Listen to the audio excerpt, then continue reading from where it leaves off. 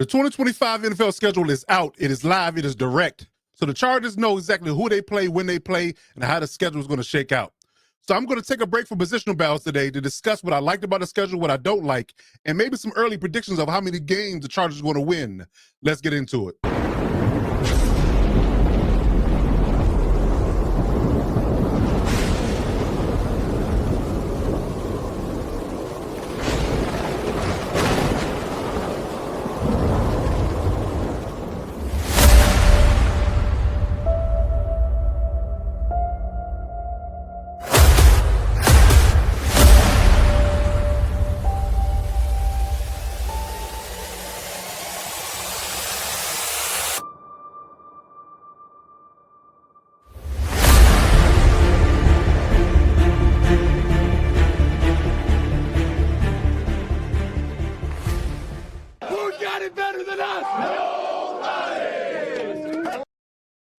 All right, so let's talk about the schedule.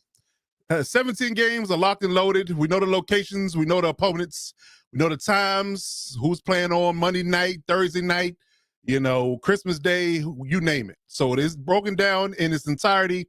And shouts out to the Chargers developmental team yet again for coming up with another schedule release video that was one for the ages. If you're a Minecraft fan, if you're not, I think you can enjoy it all the same. So yeah, check that out on chargers.com if you haven't seen it, or Chargers Twitter or Instagram. It is live and direct, and it is hilarious. But let's get into the actual schedule itself, man. We ain't gonna delay. We're not gonna waste time.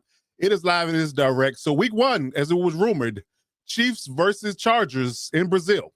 On a Friday, free game on YouTube, streaming live. You don't have to have any subscriptions. You don't have anything but internet account and YouTube app. So you got to have. You got YouTube TV as well. It's going to be available in that space as well. But the Chargers got the home game away from home in Brazil against the Chiefs week one. So we're going to get right to it. We ain't messing around. The Chargers got 4 preseason games, the Hall of Fame game, and 3 others to get that evaluation done and get everything worked out. So by the time week one gets there, they should be ready to rock and roll and know exactly what they're going to do with this team. Hopefully, injuries don't play a part, but, it is what it is. It's the NFL. You got to manage that as well. But I definitely want to go ahead and get that divisional rivalry out of their way early and see what the Chiefs are like. Because I'm going to be honest, I think the Chiefs are going to take a step back. I know my guy Alex is not going to like that if he's listening to this, but I think the Chiefs are going to take a slight step back this year. I think they're in a transition period to try to figure out what they're doing with their O-line, their receiving core. And Kelsey's getting older. The defense is, not as strong and stout personnel-wise as it used to be.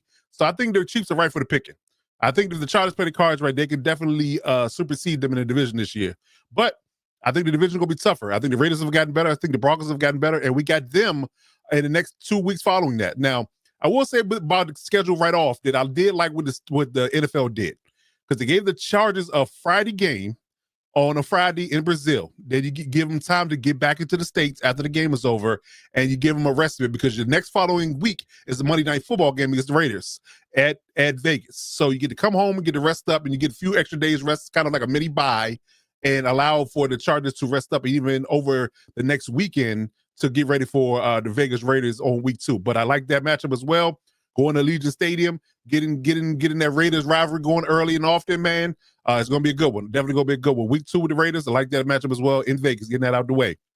Then you come back home to SoFi for week 3 on a Sunday, coming back home, which is in Vegas is a short trip. I know we complain about the traveling miles and things of that nature. The most traveled team in the NFL for the 3rd or 4th year in a row. But in this space, coming back home, short flight from Vegas to back to LA, so you don't got to worry about traveling long distance. Coming back home and resting up for a 6-day respite for the Broncos. Broncos coming to town. So you got 3 divisional games, going to get those out the way early, and we're going to see exactly what the division is made of right off. It's no waiting in that space. So I definitely like what they did with the get 3 divisional games back to back to back. I like that. I definitely like that. Then you get week 4, you got to travel to the East Coast. Going to the Giants, playing New York at a 1 o'clock game, 1 o'clock window. So it's going to have to be an adjustment period, which typically with the scheduled gods do to us is that they'll play us in altitude in Denver 1 week, and then on a short week, they'll send us to the East Coast for early game. They didn't do that this time. So it's Sunday to Sunday, you get that respite, and you're not playing at altitude in Denver. You get to play in LA, you get to play at home, sleep in your own beds, and then travel to the East Coast midweek and get ready for the Giants in the early game in MetLife. So not bad there at all. Not bad there at all. Then you get a whole another week in office, no short week here. Fly back home, get the Commanders in week 5 at home. Sunny game as well, like that 4 o'clock game. That's a good look as well. I definitely like that. It's going to be a good one. I definitely like how they did that as well. So yeah, got the Commanders in week 5. Jaden Daniels in that group coming to town. I like that matchup. I think it's going to be hinging upon what their defense is going to look like for the Commanders, how well they're going to be this year, because they definitely improved their offense. The defense got to step up though. Davis got to step up though. If they have a leaky defense, it should be a good time for the Chargers offensively. So it'll just be offensive battle. But yes, I definitely like what they're doing out there. It's going to be a good matchup. I think it's going to be our second big test of the season. To the Chiefs and the Commanders will be the biggest test in those 5 weeks. So I like that. Then you get to have to fly back to the East Coast, but again, not back-to-back weeks, which is I like. They put you on the East Coast for 2 straight weeks, having to fly back and forth. Although Harbaugh did us a solid last year and kept us on the East Coast as a team last year instead of flying back and forth to worry about the jet lag and the time difference. So going to Miami for early game on week 6, playing the Dolphins in their stadium. Still going to be warm in that space in October, so should be a good time. Won't have to worry about the elements in that regard at all. Did he come back home for the Colts? I think that's a good test for the team. Depending on where the Colts at, don't know who their quarterback's going to be, but they got weapons out there and a pretty solid defense. So the Colts come into SoFi week 7. Then you give it back-to-back home games, which is another scheduling break I think we got, because the fact that you're playing back-to-back home games and you're on a short week. If you have to play on a short week, you would love to play back-to-back games at home. So you play home on Sunday, and then you got a short week on Thursday night against the Vikings on Thursday Night Football in week 8. So I definitely like what they did there. So it's a good space in regards to what they got going on there. They didn't give us traveling woe in that space. So I definitely like that. So far, so good what they've done. They have definitely traveled the team a lot, but they have not given us some situation where you're going to be put in a lot of travel and a lot of fatigue on your body, especially early on. So you get 2 back-to-back home games and one on a short week. Then you get a long week after the Thursday night game to fly out to Tennessee, which is midway. It's not completely East Coast, so that's not too bad. Fly to Tennessee and play them on week 9, 1 o'clock game. Then you get to come back home for the Steelers week 10 on a Sunday Night Football game. So that's another added respite. You have to play early on Sunday. You play Sunday night or Sunday Night Football against Steelers week 10. And then you go back out to the following Sunday to Jacksonville, week 11, play the Jaguars in that space. So you get Sunday to Sunday with travel. And then boom, there's the bye week, a late bye week finally for the team. The team finally gets a late bye week. We've been having early bye weeks, and it has been really beneficial to the team as far as injuries and rest has been concerning. In the past, been a concerning issue. So them having the week 12 bye is a blessing, because you finally get to rest in the later part of the season, rest guys, and you will, get some guys healthy and things of that nature that might be, battling injuries. So a week 12 bye is a blessing as well. Definitely haven't seen that in a minute. Is a breath of fresh air for sure. And what I like too about that, to follow up on that, is that you get 2 home games back to back. So once you fly from Florida on week 11, you get to be on a bye for a week. Then you get to play the Raiders on Sunday the following week at home. Then you follow that up with the Eagles on Monday Night Football at home again.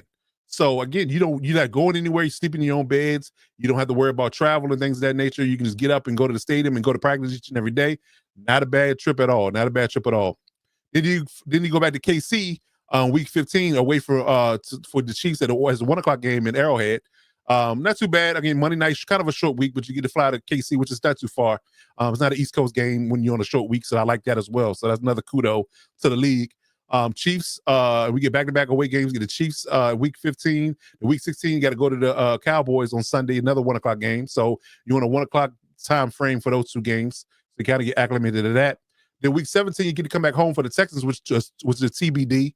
And now it could be Thursday night, could be Sunday, Saturday, not sure. That's around the holidays as well, around Christmas and New Year's time frame. So I think that they're going to, pretty much treat this like the Broncos game last year, where they could flex it, they could not, depending on what the implications are. But as it stands right now, this is a wild card rematch. Chargers should be looking for revenge against the Texans, what they did to them in the wild card game last year. So definitely looking forward to this game I might actually attend. I'm still debating on which ones I want to go to, but I will definitely let you know when I do. But for sure the Texans game is going to be a good hot rivalry game. And two teams are going to should be in the running for playoff spots, divisional titles, and maybe one or two, the number one or two seed, depending on how things break for the season. So it should be a really good match in week 17. And then you follow that up with week 18, a divisional matchup that could decide a lot of things. In week 18 against the Broncos in Denver, playing at altitude. Don't know how the game's going to shake out because you don't know the dates yet because they're going to play around with the schedule, but definitely like what they did with the schedule in its entirety. To give the Chargers a lot of breaks when you actually need them, and not really fatigue and stress your team with a lot of travel back to back to back. Did us a favor with the home games in between those long trips. So I definitely like the schedule. I mean, it's not a whole lot to complain about. I mean, again, for us to be the most traveled team, it is spread out and it is definitely shouldn't be a burden on the team as a whole, to the point where they will likely end up laying an egg on one of those games because you're just tired.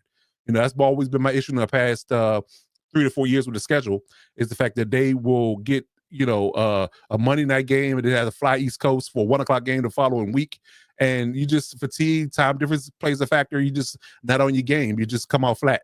So in that space, I think they did the Chargers a really good job and did them a favor in that space.